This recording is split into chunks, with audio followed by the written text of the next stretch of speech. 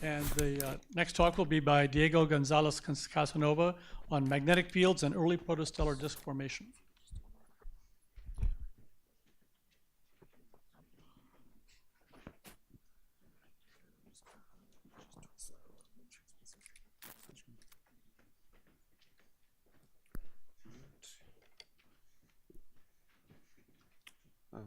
Hello, everyone.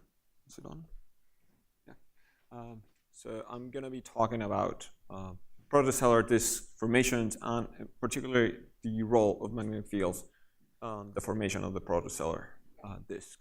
So all this morning we have seen amazing pictures and amazing results of this protostellar disk, but we also need some theory. So I'm going to give a brief overview on the theory of disk formation, then how magnetic reconnection can allow us to form disks, and finally a second process that depends on the topology of the field. So I just took that from the Karma it's a Karma image, and we see disk, and we see they're highly magnetized. So can we understand the disk formation on these scenarios? So we know that magnetic fields dominate the dynamics of the disk formation. So but can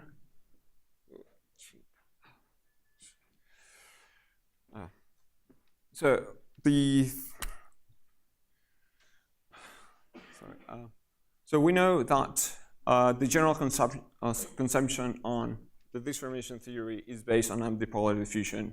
And can ambipolar diffusion solve all the problems, solve all the theory, or solve all the aspects about disk formation? And the answer is it solves the problems, but can it always solve the problems? The answer is no. That's why we need to go to non-ideal MHD effects, such as ohmic dissipation. And it has been found that ohmic dissipation, sometimes you require higher resistivity, higher values on the resistivity than you can actually find. So can we find a method that doesn't require high resistivity that actually forms the disk? So let's think of what else is present on these scenarios, and that might be turbulence. So several people here has worked on disentangling and understanding the turbulent process of the ISM. So we know the disks are formed in a turbulent medium. So we know the medium is magnetized, and we know we have a turbulent medium, and that is going to produce a fast reconnection process. The theory of fast reconnection on turbulent medium was developed by Alex and Ethan in '99, and a major conclusion of that was developed by Alex in 2005, which in a turbulent medium, the eddy motions are going to exchange magnetic fields. So in this case, we have two eddies rotating in the same direction, and basically they exchange the magnetic flux tubes to basically diffuse the magnetic field. So we have a general idea now of how can we diffuse the magnetic field from the inside of the disk to the outwards, actually reducing the breaking that is produced by the magnetic field. All right, so can we use this approach to actually solve and try to understand disk formation theory? So I did a series of MHD simulations. So on the left is the initial condition. On the left is the final stage. The simulation runs for about 30,000 years. There's an initial rotation on the disk. This is basically a top hat model.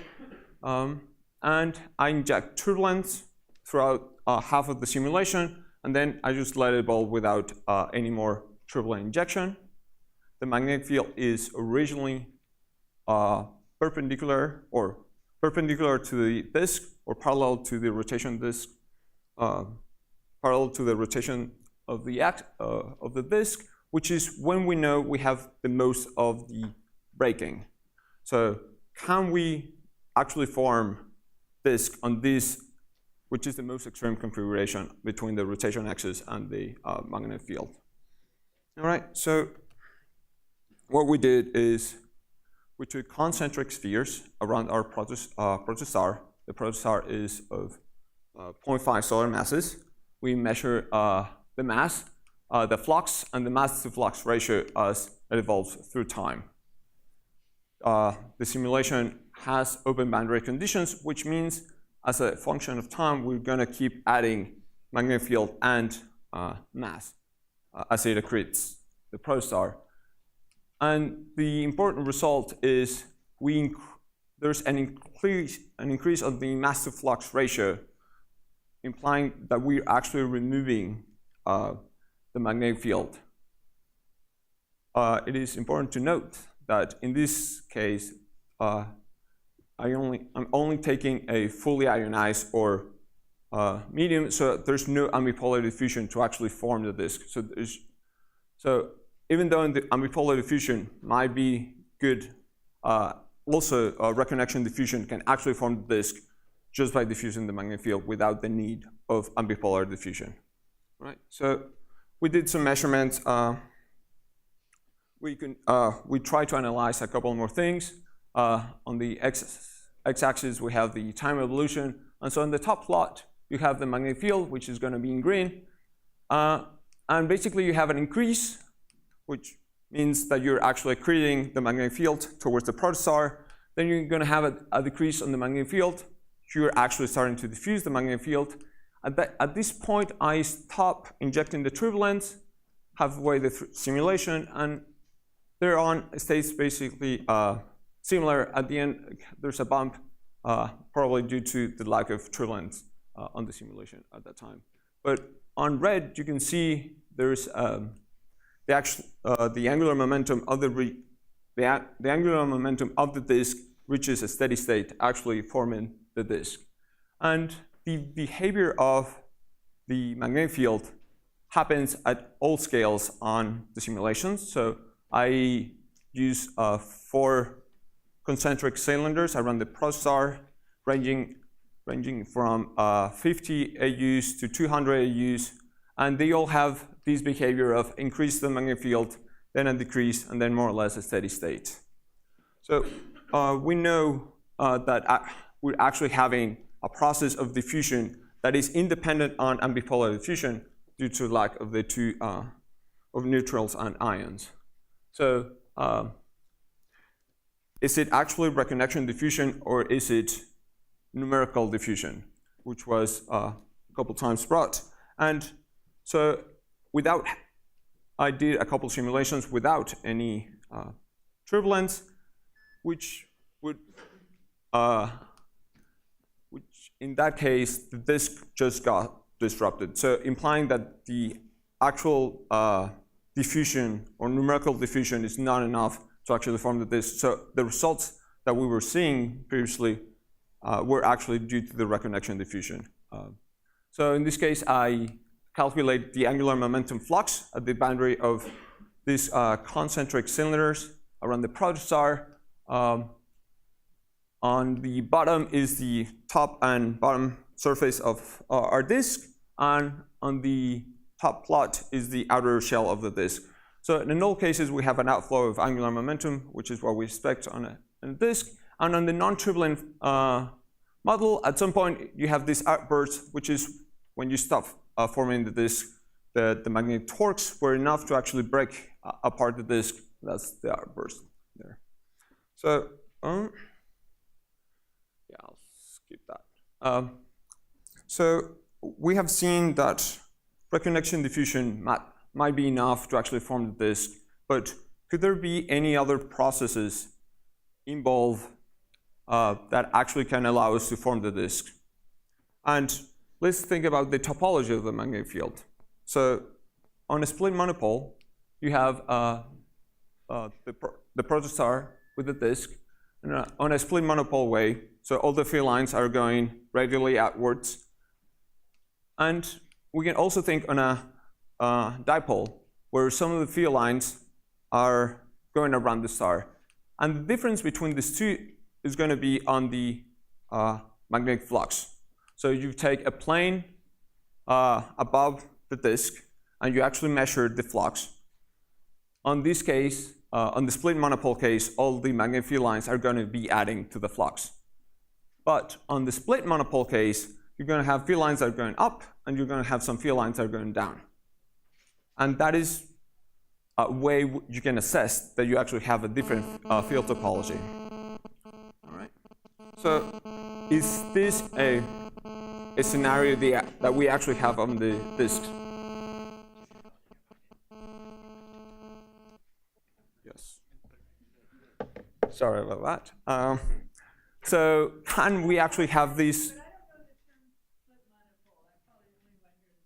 Sure. So basically, what I'm saying is all the magnetic field lines are going radially outwards. So there's no angle dependence on the field lines. They're just sticking out radially from.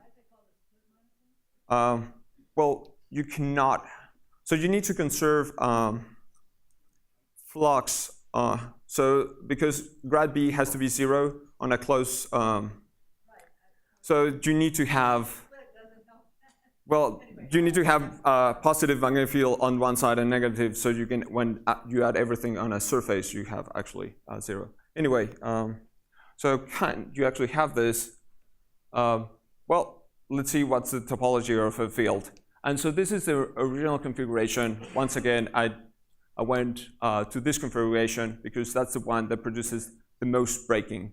And at a different time, you have a more split monopole. But as you evolve in time, you have a more complex magnetic field. And even though this is definitely not a dipole, can it produce, or does it have a dipole component? So we measure the ratio, which is on the bottom plot, the ratio between the magnetic flux and the absolute value of the magnetic flux. And we see there's 2 to 3 instances where this ratio actually decreases very importantly. And that could be a different, or this could be another mechanism where you can actually remove the breaking of the magnetic field just by changing the topology of the field. Right, so these are my conclusions.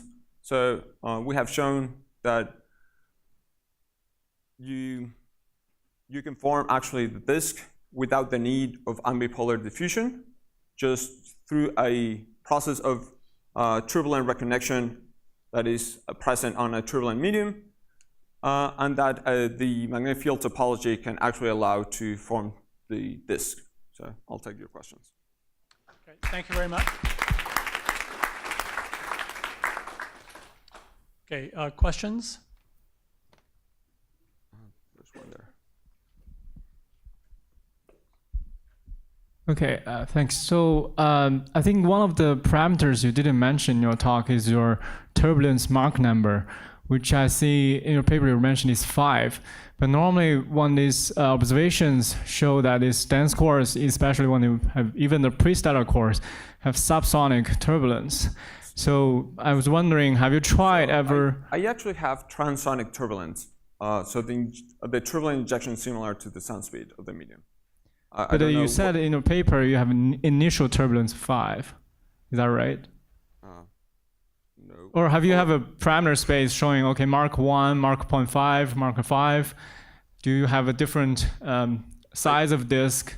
Maybe higher turbulence have larger disk and lower turbulence have smaller disk? So I didn't try different turbulent velocity injections for this case. I just try with transonic. So I don't know if the different turbulent injection velocities affects the size of the disk. So I think that's kind of the point of your question. And that's something I didn't try. Okay, thanks. Any more questions? Yes?